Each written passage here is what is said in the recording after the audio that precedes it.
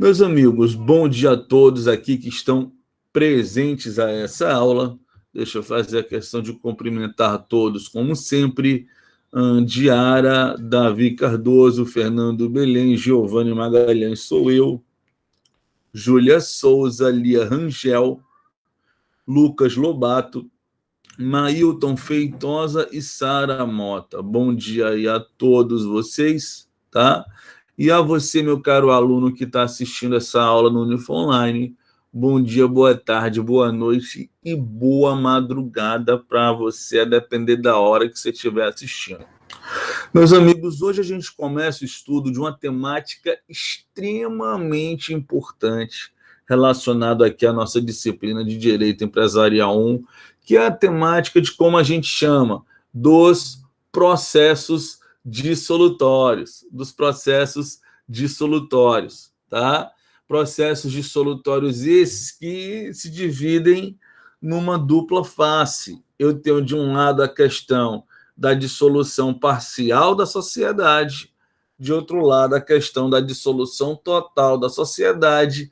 Evidentemente, o nosso foco nesse primeiro momento vai ser o da dissolução parcial e, na sequência, né, entendendo aí a dissolução parcial, a gente passa para o estudo da dissolução total, tá? Então, e cara, isso é fundamental porque é um tema que, para aqueles de vocês que se pretendem concurseiros daqui a alguns anos, é um tema que pipoca muito em prova, né?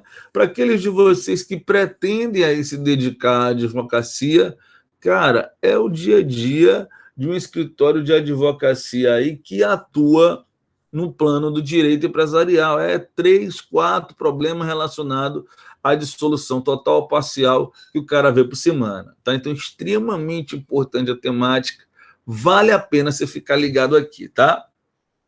Vem comigo, então, para a gente poder começar os trabalhos de hoje. Repare, primeira coisa importante, cara, é a gente compreender, né, o significado jurídico da expressão dissolução, da expressão dissolução societária. Por quê? A expressão dissolução, ela tem vários significados jurídicos a depender do caso concreto, tá? Eu vou abrir aqui com você uma primeira discussão sobre a compreensão da expressão dissolução, e quando a gente for entrar no estudo da dissolução total, a gente vai dar uma aprofundada nisso, tá? Então, logo de cara, se você perceber aí comigo, logo de cara você percebe o quê? Que a gente pode falar, cara, em dissolução societária sobre duas grandes variáveis, sobre dois grandes prismas, sobre duas grandes espécies. A gente pode falar, de um lado, na chamada dissolução parcial e, de outro lado, na chamada dissolução total, né? A dissolução societária pode se dar de forma parcial ou de forma total, tá? De forma parcial ou de forma total. O que acontece, bicho, para início de conversa, tá? A dissolução total, como a gente percebe, é aquela parte do processo dissolutório que vai levar, por assim dizer, ao fim da pessoa jurídica da sociedade. Ela vai simplesmente se acabar, vai sair do mercado, etc.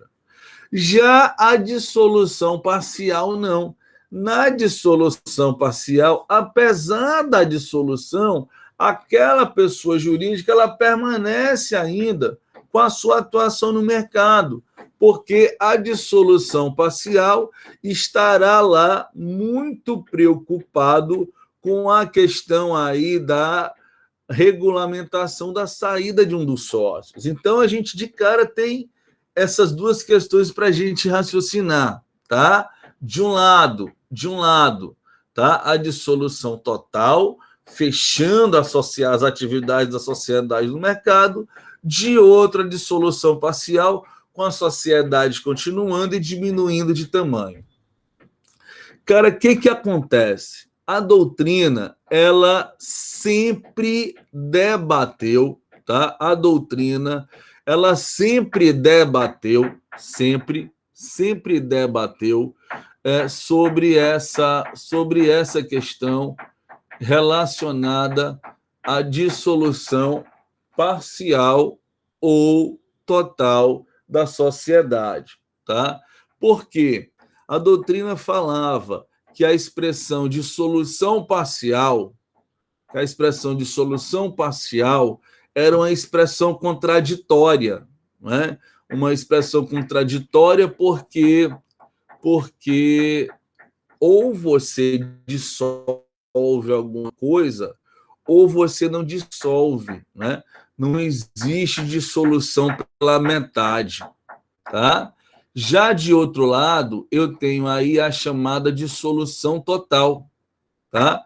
E aí a dissolução total, a gente tinha um problema também, a doutrina apontava um problema também, que dizia respeito aí à expressão ela ser redundante, né? Você falar em dissolução total significa você falar subir para cima, descer para baixo ou coisa que o valha, tá? Cara, só um instante, né? Tá, só me confirma aqui para saber se eu continuo ou não. Tá vazando para você um som, para vocês é um som de martelo, tá? Tá me incomodando aqui, cara, mas se não tiver para vocês, eu vou seguir o jogo, tá? Deixa eu ver só que merda é essa. Espera aí, rapidinho.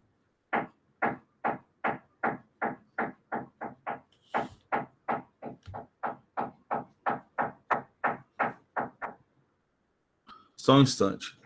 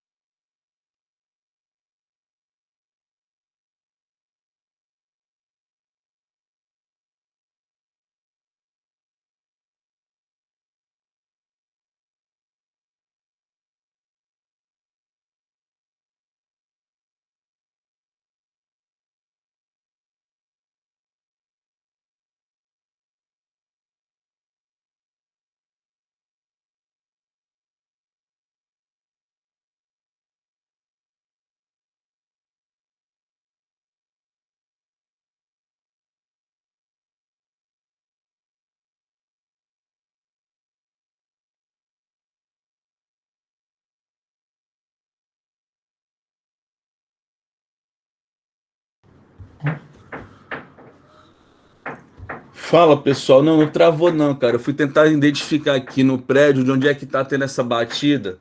Cara, tá atrapalhando demais aí para vocês, tá? Porque aqui tá como se fosse no meu ouvido. Mas se vocês aguentarem, a gente segue o jogo. Tá não? Dá? Beleza. Então vamos nessa. Porque aqui tá como se fosse dentro da minha cabeça, velho. Mas vamos para frente. Então, repara, né, voltando aqui à linha de raciocínio. A dissolução ela sempre pode ser total ou parcial, tá? Ela sempre pode ser total ou parcial. A dissolução parcial é aquela situação em que você veria a sociedade continuar no mercado, só que com capital a menos, com sócio a menos. Já a dissolução total seria aquela parte do processo dissolutório em que você veria aí o encerramento das atividades sociais. E aí, como eu ia dizendo para vocês, a doutrina sempre criticava essa expressão, tá? A doutrina sempre criticava essa expressão, dizendo, né, no caso da dissolução parcial, que a expressão ela era contraditória, porque ou você dissolve por inteiro ou você não dissolve nada, não existe dissolver pela metade, e a dissolução total, a crítica, porque ela era redundante, né? Seria um subir para cima, né? Em razão disso, o Código Civil acolheu, né, a crítica da doutrina, e ao acolher a crítica da doutrina, o que o Código Civil fez? Aquilo que a gente sempre teve como dissolução parcial, aquilo que a gente sempre teve como dissolução parcial, passou a ser chamado na doutrina como sendo resolução da sociedade, tá? E aquilo que era dissolução total, a gente passou a entender apenas e tão somente como dissolução, tá? Então, no Código Civil, na legislação empresarial propriamente dita, a gente não vai ver mais essa questão da dissolução parcial de um lado para a dissolução total do outro. A gente não vai ter mais isso, tá? Hoje a gente tem a expressão resolução da sociedade para o que se chamava tradicionalmente de dissolução parcial. A sociedade vai ter seu vínculo societário resolvido em relação a um ou mais sócios, e de outro lado a gente tem simplesmente dissolução de sociedade para aquele fenômeno que vai aí, por assim dizer, se encerrar, né? Encerrar aí a existência da pessoa jurídica. Aqui nessa tabela, cara, eu trouxe para vocês aqueles 4 principais características ou efeitos que servem para a gente fazer essa distinção aí entre o que era a dissolução parcial, né, e é hoje a resolução da sociedade, para o que era a dissolução total e é hoje simplesmente dissolução de sociedade, tá?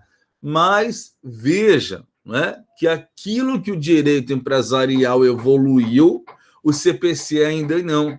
Nós ainda temos, não é, inclusive no CPC atual, uma ação judicial de rito específico, regrando aí o quê? Não é? A ação de dissolução parcial de sociedade, prevista lá no artigo 599 e seguintes, tá?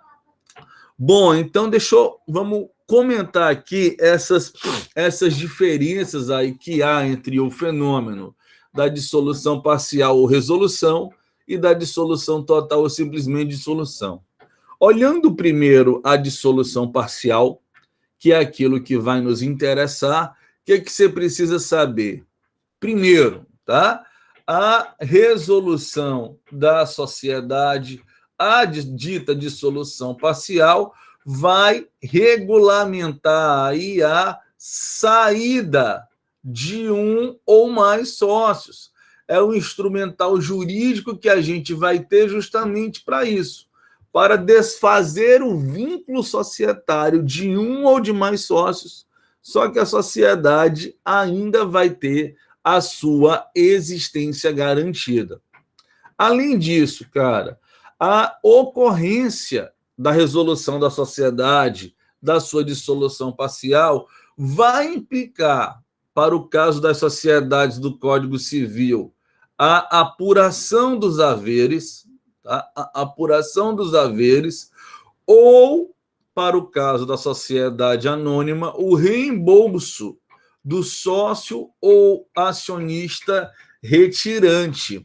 Vale dizer, aquele cara que está saindo da sociedade em razão da dissolução parcial, ele tem o direito de receber o reflexo patrimonial dos investimentos que ele fez. A isso a gente chama de apuração de haveres ou de reembolso. E a gente vai, possivelmente, na próxima aula, examinar até como é que se faz a forma da definição desse valor à luz do Código Civil.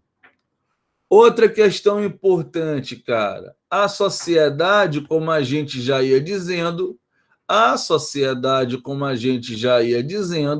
ela permanece no mercado, ela não vai sair do mercado, ela vai ficar com sócio a menos, ela vai ficar com capital social a menos, mas ela continua operando no mercado.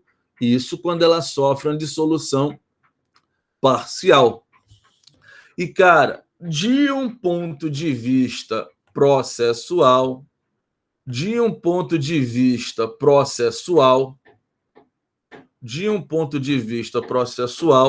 essa ação ela tramita no rito especial, tá? Ela tramita sob rito especial. Nós temos um procedimento judicial específico, regrando aí a ação de dissolução parcial da sociedade, da ação de dissolução parcial da sociedade, tá? Já para dissolução total, a coisa funciona diferente, não é? Porque na dissolução total, a gente vai ter aí o encerramento das atividades sociais. A dissolução total, ela regulamenta o encerramento das atividades sociais, ou seja, é a forma que a sociedade vai ter para regularmente encerrar as suas atividades, a terminar aí o seu funcionamento no mercado, tá? Mais do que isso, se na dissolução parcial a gente vai ter como reflexo para os sócios apuração de haveres ou reembolso, na dissolução total ela vai implicar a liquidação da própria sociedade, não é? Como eu estou diante da chamada dissolução total, né? Como eu estou diante da chamada dissolução total, o que acontece? O patrimônio dessa sociedade vai ser vendido, tá? O patrimônio dessa sociedade vai ser vendido e o saldo apurado disso servirá para pagar aí os eventuais credores pendentes, né? Com a partilha das sobras aí para os sócios. Além disso, cara, aqui sim, a sociedade que vier a passar por uma dissolução parcial, ela vai ser retirada do mercado, porque ela vai ser extinta, né? Nós vamos extinguir aqui, na dissolução total, a pessoa jurídica daquela sociedade. E para finalizar, cara, esse comparativo, a gente tem o quê? De um ponto de vista processual, tá? De um ponto de vista processual, a ação judicial para a dissolução total da sociedade, ela vai tramitar sob o rito comum, aquele procedimento que vocês todos certamente já estudaram ou estudam lá no processo civil 1. tá? Então, bicho, logo de cara, você precisa perceber exatamente esse ponto, tá? Quando a gente fala em dissolução societária, nós temos de entrada duas grandes modalidades. A dissolução parcial, que hoje em dia, para o direito empresarial, ela é conhecida como a resolução da sociedade em relação a um sócio ou a alguns sócios, e a dissolução total, que no direito empresarial hoje em dia ela é conhecida como simplesmente dissolução de sociedade. Beleza? Show de bola? Tranquilo até aqui? Bom, então, cara, dito isso, hoje a gente vai começar a fazer aí o nosso estudo a partir, como a gente colocou, da dissolução parcial da sociedade, tá? Da dissolução parcial da sociedade. E aí que a gente precisa compreender justamente quais são as hipóteses, quais são os fatos jurídicos que desencadearão justamente essa modalidade de processo dissolutório, essa questão da saída do sócio, da resolução da sociedade. O que eu quero fazer com você aqui, cara, para tentar deixar isso o mais didático possível para você?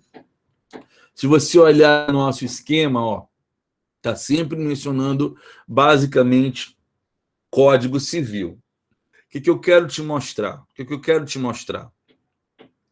A gente vai fazer o estudo a partir do Código Civil, para entendendo a dinâmica ali do Código Civil para a LTDA, a gente rebate para entender a eventual peculiaridade que a gente tenha nessa temática para sociedades anônimas, tá? Então, fique esperto com isso. A gente começa o Código Civil de olho na limitada e aí a gente rebate para SA as peculiaridades, como, aliás, a gente já vem fazendo, né? Então, repara, a primeira questão aí, o primeiro fato jurídico, né? O primeiro fato jurídico que vai, não é, acarretar a resolução da sociedade é o quê?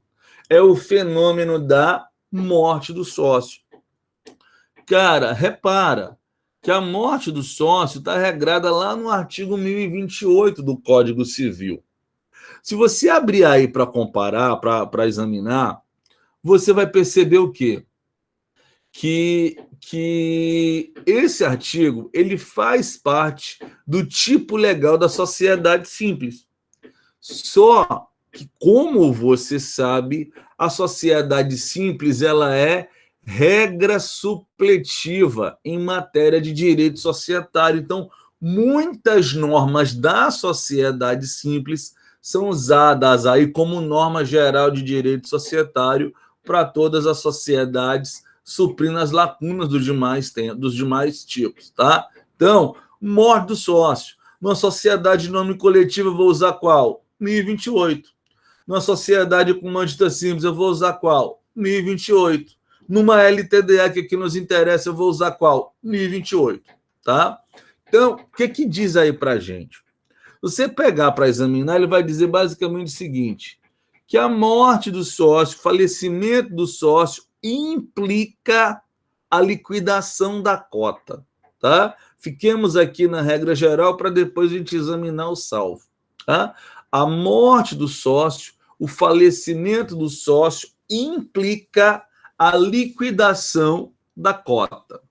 Meus amigos, a liquidação da cota é um outro nome que a gente pode dar para a apuração dos haveres aqui dentro do Código Civil, tá? Então, o que o legislador está nos dizendo aí? Se a gente tem uma sociedade com 3 sócios, um deles falece, a gente vai pegar a cota desse sócio que vai faleceu e vamos liquidá-la, vamos transformá-la em dinheiro para entregar para os herdeiros dentro do inventário se engalfinharem lá para saber o quem é de quem. Tá? Então, na regra geral, é isso que acontece. A cota é transformada em dinheiro e os herdeiros vão se virar para disputar isso no inventário. E aí a sociedade, que eventualmente tinha 3 sócios, passa a ter apenas 2. Tá? Só que a lei traz um salvo aí para a gente. Né? A lei traz um salvo aí para a gente. Salvo 3 situações. A morte do sócio não levará à liquidação da cota. Quais são as 3 situações que a morte do sócio não levará à liquidação da cota? Primeiro, expressa previsão do contrato social. Né? Se o contrato social trouxer normas sobre o que fazer com o falecimento do sócio, pacta sunt servanda, segue o contrato. Ou seja, cara, pode o contrato social dizer que com o falecimento dos sócios, os herdeiros e legatários assumem a posição de sócio daquele que faleceu, do dicújo, do defunto, seja lá como você chame isso. Tá? Então, é possível que o contrato regulamente de maneira diversa. Dito isso, cara, vale a pena lembrar também o seguinte. Lá atrás, quando a gente estudou classificação de sociedades, a gente estudou a classificação de sociedades quanto à estrutura econômica, tá? Quanto à estrutura econômica. Só que lá a gente viu o quê? Quanto à estrutura econômica? Sociedade de capital de um lado, sociedade de pessoas do outro. Meus amigos, a doutrina é, vamos dizer assim, minoritária, não porque haja conflito, mas poucos doutrinadores falam isso. Mas a doutrina que diz, olha, a depender do regramento do falecimento dos sócios, eu também posso fazer essa distinção. Se no contrato social, diz essa doutrina, se no contrato social a morte do sócio for determinante, tiver como resultado a liquidação da cota, eu estaria ali diante de uma sociedade de pessoas, dado o vínculo subjetivo entre os sócios. Agora, se o contrato social prescrever que os herdeiros podem virar sócio no lugar, isso seria um indicativo de uma sociedade de capital, apenas um mero registro aqui de doutrina nesse sentido. Tá? Então, primeira situação para evitar a liquidação da cota diante do fenômeno morte do sócio é o contrato social regrar de um modo diverso. Segunda situação. A segunda situação é a de expressa previsão do contrato social, é a de os demais sócios optarem pela dissolução total da sociedade. Tá? Se os demais sócios optarem pela dissolução da sociedade, então, em vez da gente falar em resolução da sociedade, em dissolução parcial, nós falaríamos na dissolução total ou simplesmente dissolução. E aí você pode se questionar, por que os demais sócios pretenderiam isso? Imagina que aquele sócio que faleceu é justamente o sócio que era o sócio lucrativo do negócio, tá? De modo que os demais sócios, vendo o falecimento daquele cara que era o cara que trazia mais retorno financeiro para a empresa, para a sociedade, eles podem deliberar e aprovarem algo no sentido, se a gente parar a atividade agora, a gente paga todos os credores e sobra alguma coisa para nós. Se a gente continuar, a gente pode caminhar uma falência. Vamos parar agora? Se os caras tomarem essa decisão, então vai haver a dissolução total da sociedade, tá? E não a mera, vamos dizer assim, resolução. A terceira situação para evitar a liquidação da cota do sócio falecido é justamente o quê? Através de acordo com os herdeiros, ser regulamentada a situação do sócio falecido. Ou seja, sócios chamam ali os herdeiros para negociar sobre aquela cota, adquirir aquela cota para evitar aí redução do capital social para a sociedade, no caso concreto. Tá? Então, esse é o regramento que a gente tem sobre falecimento do sócio, sobre morte do sócio, lá no artigo 1028. O falecimento, regra geral, leva à liquidação da cota, que vai ser transformada em dinheiro para ser entregue para os herdeiros no inventário. A não ser se o contrato social prevê de modo diverso esse tema, segue o contrato. 2, os demais sócios optarem pela dissolução da sociedade, os demais sócios optarem pela dissolução da sociedade. E 3, né, os demais sócios ali entrarem numa composição com os herdeiros justamente para regular a substituição do sócio falecido. Beleza com isso, meus amigos, até aqui? Tranquilo? Deu para entender? Artigo 1028 do Código Civil. E aí vem, então, a questão, né? E a sociedade anônima com isso? Né? E a sociedade anônima com isso? Como é que a gente fica na situação de um acionista que vem a óbito? Faz o quê? Bom, na Lei 6404, a gente não tem norma específica sobre esse tema.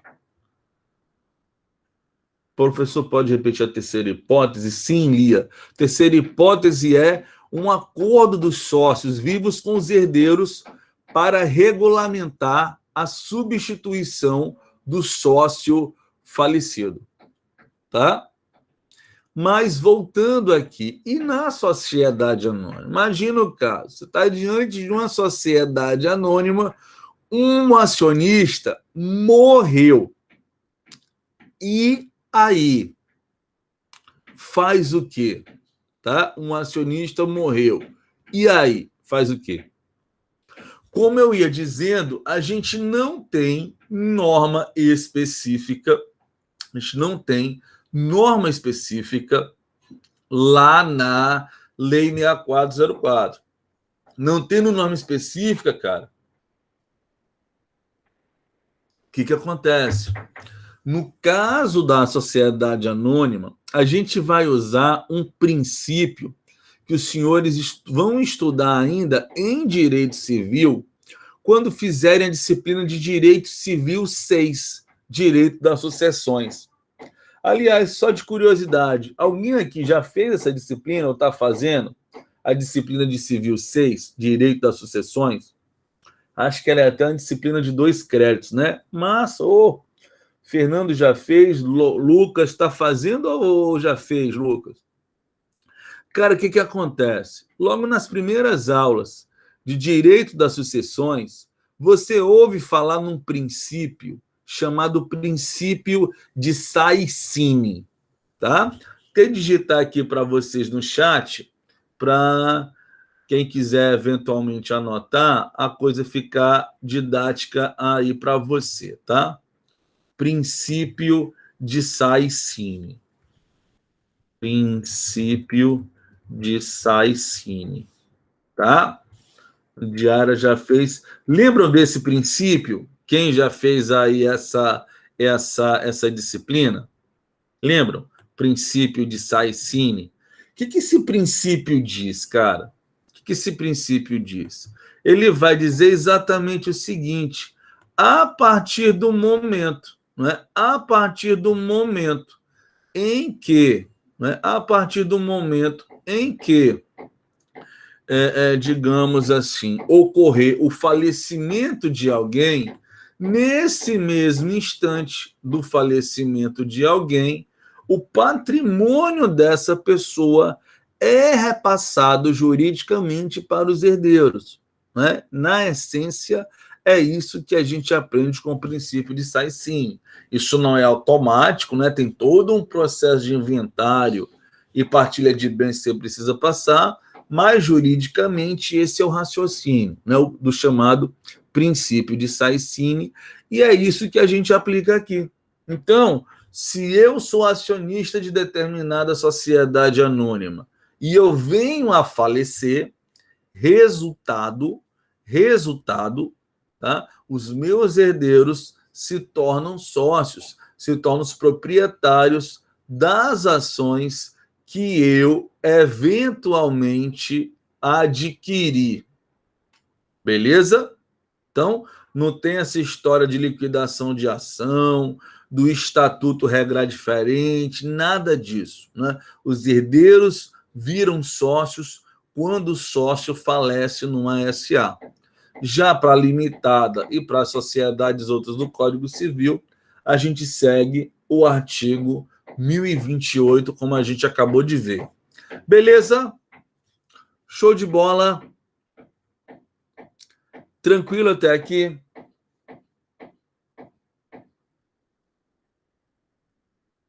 Podemos? Massa. Vamos então para o outro, tá?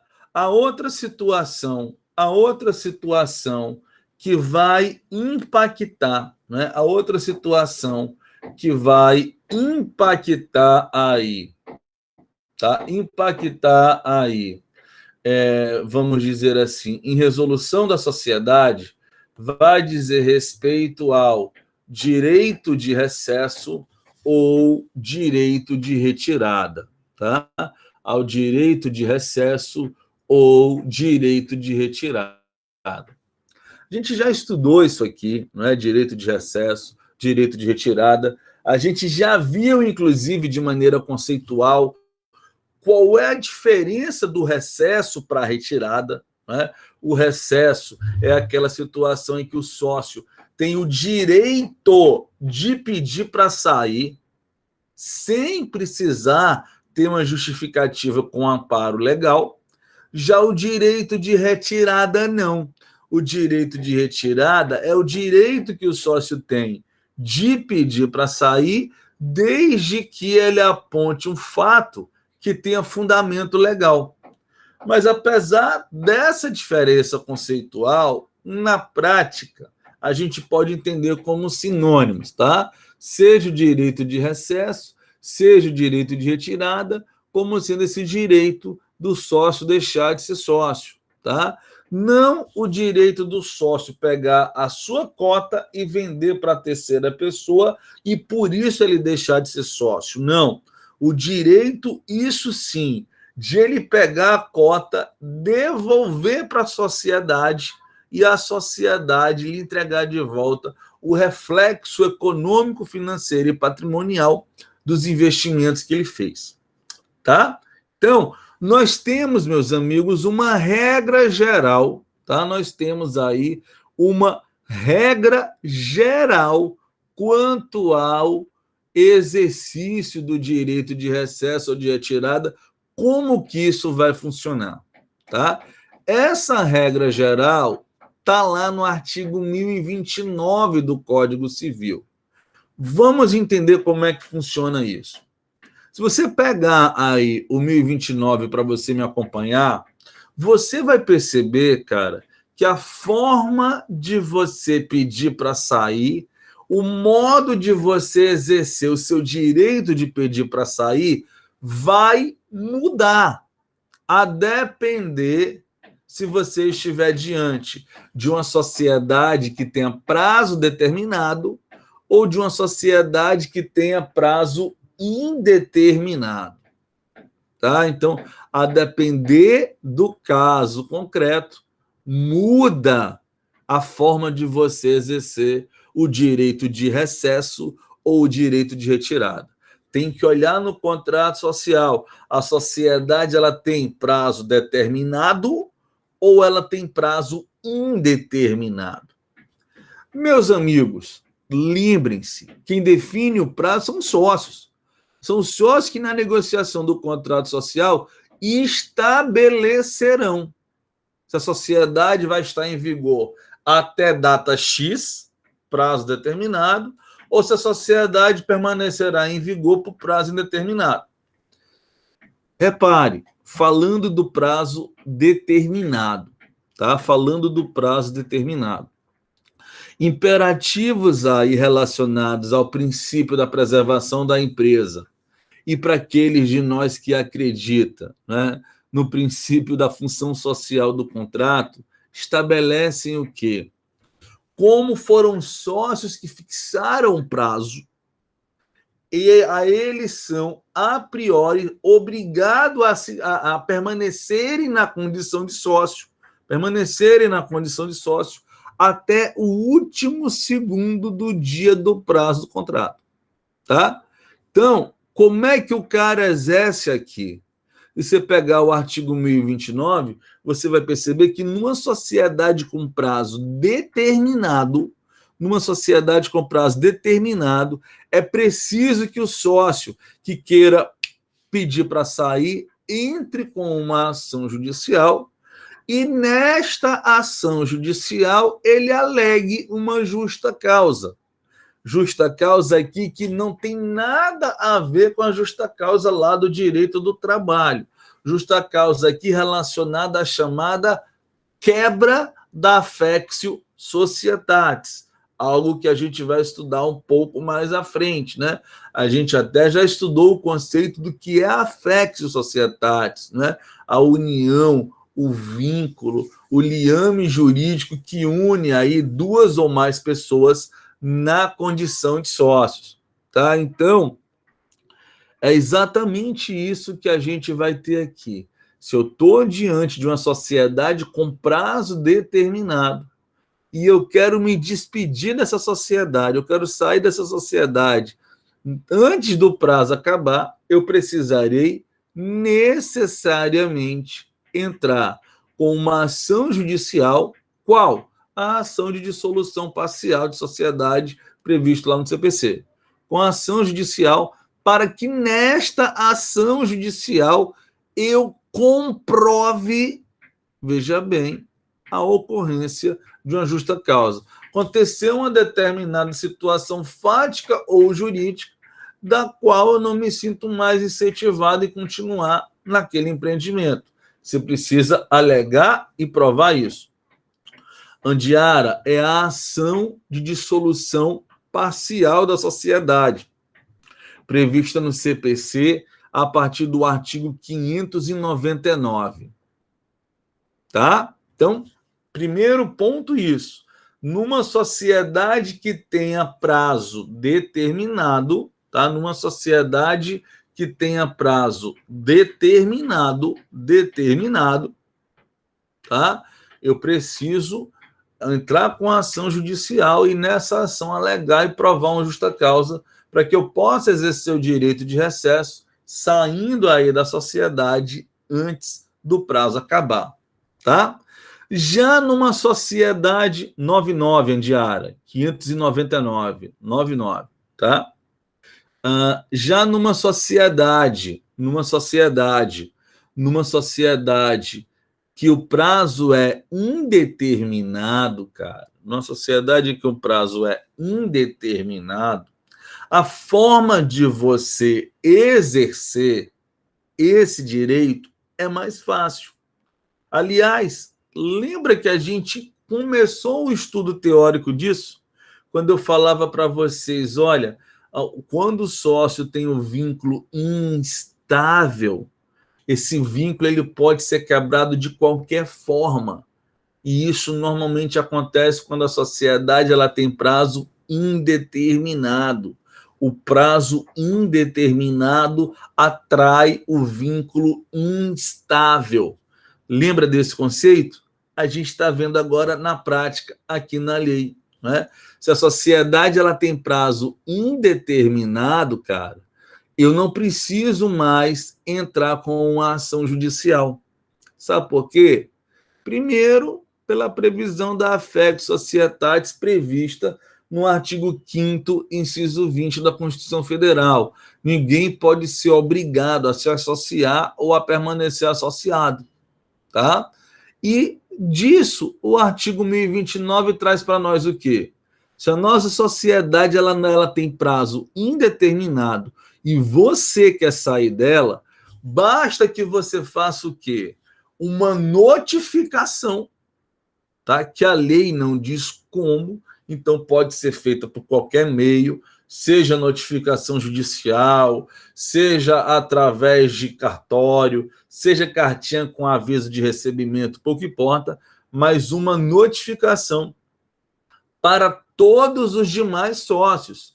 Veja, não é para a pessoa jurídica da sociedade, é uma notificação para todos os demais sócios, informando o seu desejo de não mais continuar como sócio ali naquele empreendimento e dando aí um prazo mínimo de 60 dias para você passar a ser considerado ex-sócio, tá?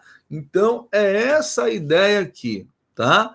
Você vai notificar todos os sócios do último sócio notificado, tá? Da data do último sócio notificado, você deve contar pelo menos 60 dias para você já poder passar a ser considerado aqui ex-sócio, né? Para já ir discutir aí apenas os seus haveres sociais em razão da sua saída. Então, meus amigos, notem, né? O vínculo é mais estável, quando o prazo é determinado. Tanto é que eu preciso de uma ação judicial para alegar e provar uma justa causa, tá? Para alegar e provar uma justa causa, tá? Já no vínculo, já na sociedade com prazo indeterminado, o vínculo ele é mais instável. A gente consegue quebrar esse vínculo através de uma mera notificação, extrajudicial, tá? Ou mesmo de uma cartinha com aviso de recebimento, sem precisar sequer ir a cartório. Tranquilo, cara, com 1029? Deu para entender aí o artigo 1029? Deu? Preciso que você entenda bem o artigo 1029, por quê? Porque a gente tem situações especiais de direito de retirada regulados tanto no Código Civil quanto na Lei 6404. Deu para acompanhar bem aqui o artigo 1029? Deu? Então, vamos agora, bicho, analisar essas situações especiais, tá? Essas situações especiais aí relacionadas ao direito de retirada, tá? Elas estão no artigo 1077 do Código Civil e no artigo 137 da Lei 6404. Minha turma, se você pegar 1077 do Código Civil, você vai ver que você está dentro do tipo legal da LTDA. 137 da Lei 6404, sem dúvida, SA.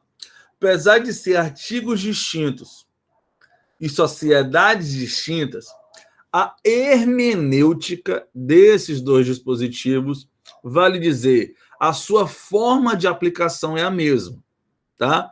Então, eu quero fazer aqui a abordagem conjunta desses dois dispositivos legais, porque basicamente é isso, cara. O que o 137 diz para SA, o 1077 diz para LTDA, tá?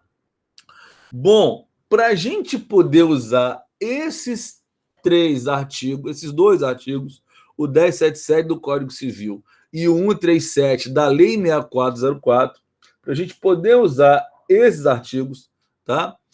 Se exigem 3 requisitos cumulativos. Para esses artigos, 3 requisitos cumulativos. Ou tem os 3 requisitos cumulativos, ou não dá para exercer a retirada por esses dispositivos legais. Beleza? Como vocês gostam de copiar, então eu vou mencionar devagarzinho aí cada um dos requisitos para você copiar e a gente poder explicar em sequência, de um por um, tá? Então, repara, né, quais são os 3 requisitos para que você possa exercer o direito de retirada ou de recesso nessas situações especiais. Primeiro deles, tá? Primeiro deles, coloca aí. É necessária a ocorrência,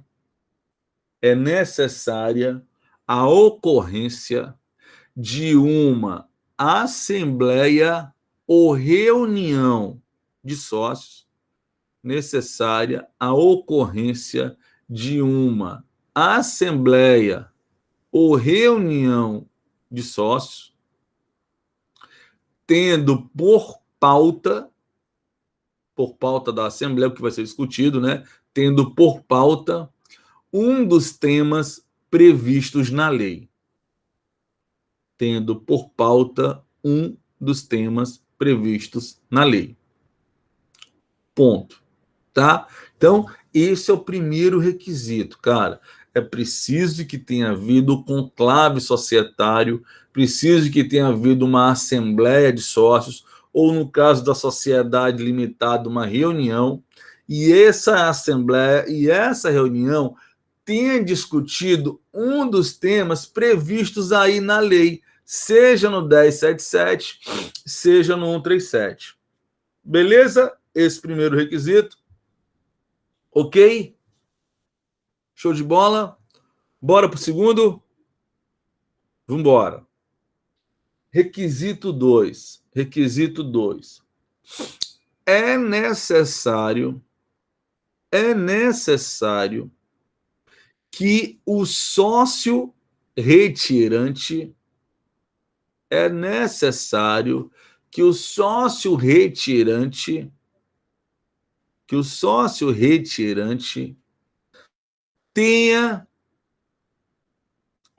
retirante tenha proferido voto de minoria.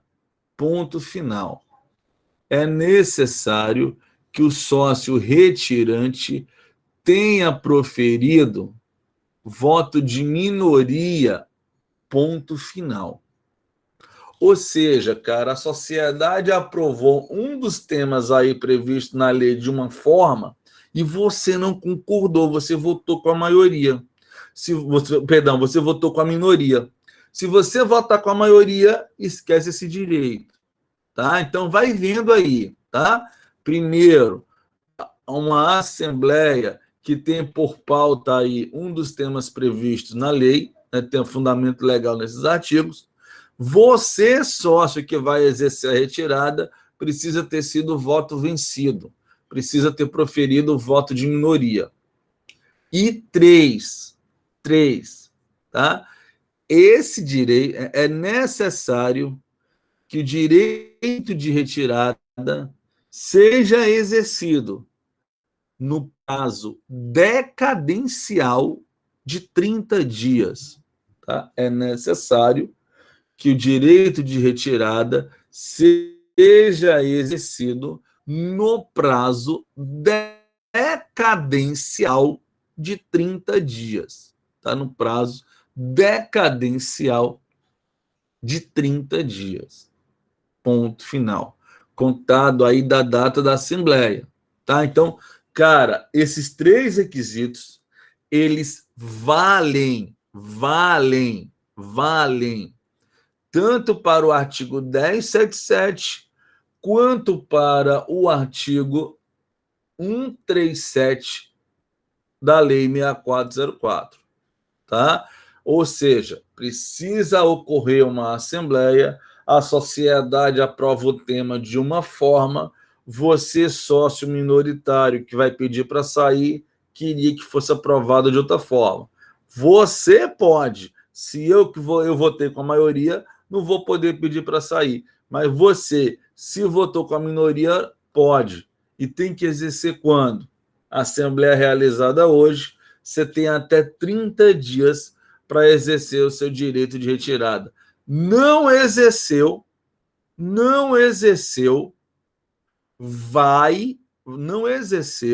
vai perder a possibilidade de utilizar esse direito, porque o prazo é decadencial.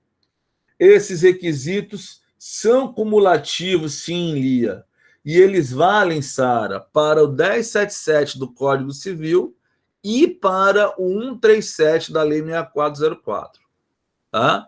São os requisitos aí que a lei coloca e que a doutrina explica como sendo necessários e cumulativos para que esses dispositivos legais possam vir a ser aplicados.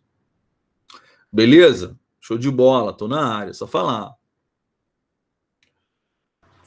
Mas, professor, quais são Oi. as situações especiais? Andiara? Tá, assim, Andiara, as situações especiais que eu estou te falando, né, sobre direito de retirada, elas estão relacionadas a isso que a gente acabou de falar, tá? Porque se você olhar o que seriam as situações gerais do 1029, né? Numa eu preciso de uma ação judicial, na outra eu preciso de uma notificação, só que eu não tenho muita formalidade aqui, eu não tenho tempo, eu não tenho prazo, não tenho nada. Nessas situações especiais, não. Ou eu me adequo a esses 3 requisitos, ou então não cabe, por esses dispositivos legais, motivo de retirada, que são sempre relacionados a isso.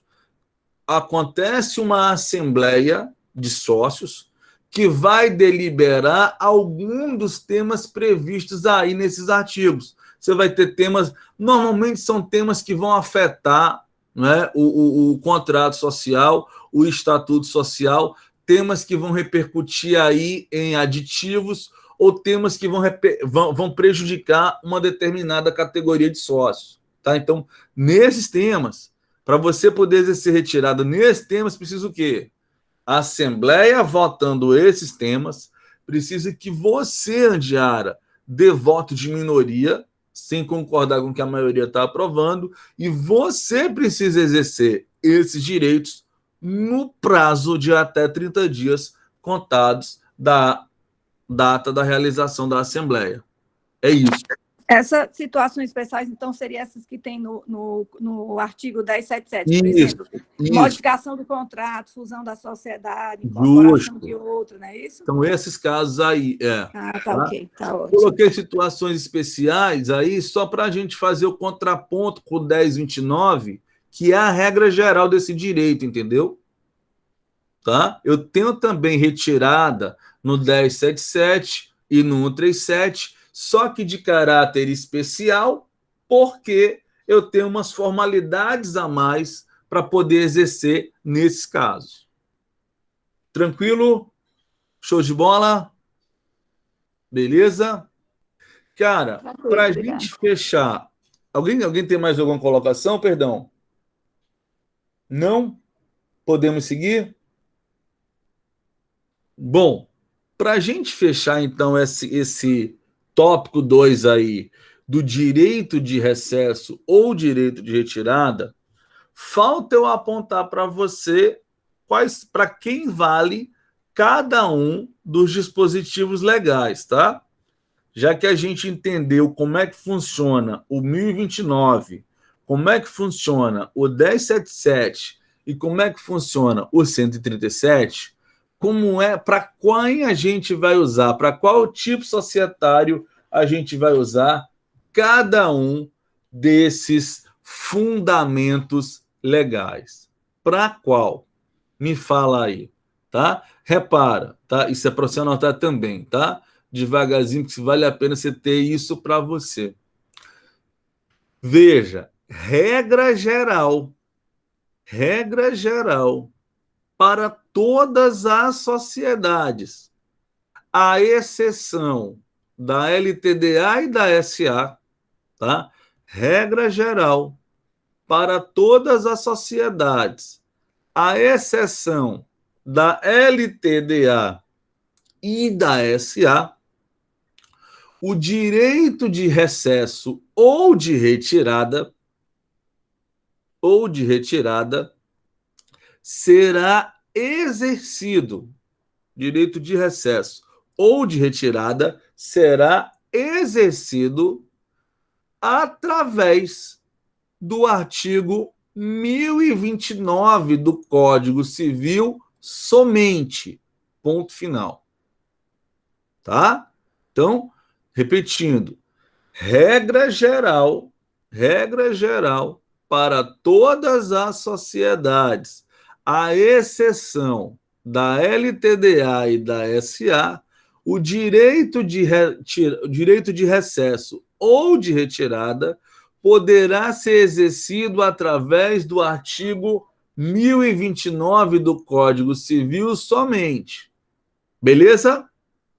Então, cara, numa sociedade em nome coletivo, numa sociedade em conta de participação, numa sociedade em comandita simples, esqueça o 1077 e o 137. Para as sociedades do Código Civil em geral, se o sócio quer exercer o direito de retirada, é artigo 1029. Ok? Próximo ponto importante aqui, as exceções, tá? Na sociedade anônima, vamos lá devagar para vocês copiarem. Na sociedade anônima, o direito de retirada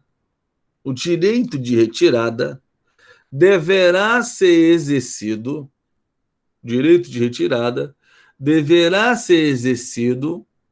através do artigo 137 da Lei 6404 de 76, somente. Tá? Somente. Tá? Na SA, na sociedade anônima, o direito de retirada deverá ser exercido através do artigo 137 da Lei 6404 somente. Beleza? Ok? Show de bola? Então vai vendo. Regra geral, fora LTDA e SA, 1029 é o direito de retirada. Para SA é o 137. E para LTDA, vamos embora? Vai lá. Na sociedade limitada, o direito de retirada,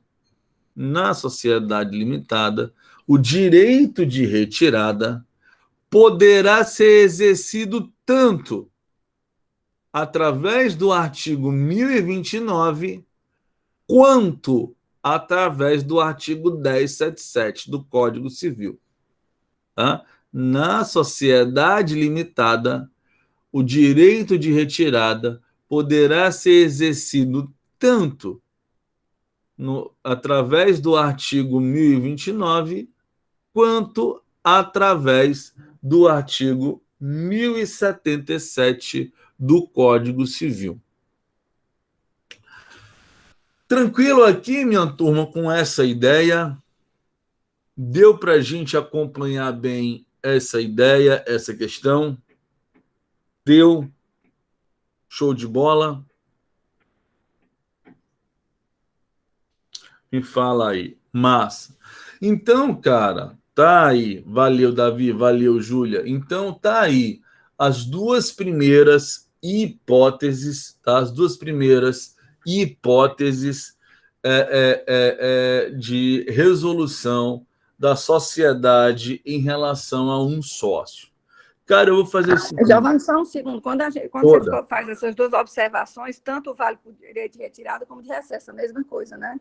Isso, é que assim, Diara, na SA, a gente só fala em direito de retirada. Nas sociedades do Código Civil, normalmente a gente vai falar em direito de recesso. Na limitada, eu tenho as duas possibilidades, tá? Você pode entender com tranquilidade, né? Já que a gente está num contexto mais pragmático, você pode entender com tranquilidade direito de recesso e de retirada como expressões sinônimas. Ambos representam o quê? O direito que o sócio tem de se retirar da sociedade. Tá? No recesso, esse direito ele é exercido sem que o sócio apresente motivo ou fundamentação legal. Na retirada, esse direito só poderá ser exercido se houver fundamento legal, né, e motivação, tá? Mas como a gente já atravessou essa fase, né, de discutir direitos de sócio, né, e esse tema ele é mais pragmático, dá para a gente entender aqui como sinônimos. Eu trago o nome dos dois porque se eu usar direito de recesso, quando você vai estudar SA, você não tem lá direito de recesso, você tem retirada, tá? Mas expressões sinônimas. Cara, eu vou fazer o seguinte, tá? Já dado o adiantado da hora aí para evitar da gente evoluir ainda com essa matéria, o pedreiro aqui, seja do andar de cima ou do andar de baixo, começar a bater de novo, tá? Eu vou parar essa aula aqui agora, tá? Me lembrem que a gente foi, tá? Seja no grupo lá do WhatsApp, né, o que é mais fácil com a tela, né? Mas me lembrem que a gente veio até o direito de recesso ou de retirada para que a gente comece a aula de segunda-feira, tá? Tratando aí da exclusão de sócio. E se liguem que no decorrer aí do final de semana eu devo estar colocando para vocês também no Unifor Online a nossa aula relacionada aos comentários da prova, que era a aula de quarta-feira, que nós não tivemos por conta aqui, não é, da alteração da internet, do sistema de internet daqui de casa, tá? Estou parando a aula aqui, estou por vocês aí para qualquer dúvida, tá? Se não, a gente conversa aí no WhatsApp, por torpedos, aonde for, beleza? Afinal de contas, né? Dia 12 de junho, dia dos namorados, tinha que ter aula de empresarial. Valeu. Pronto.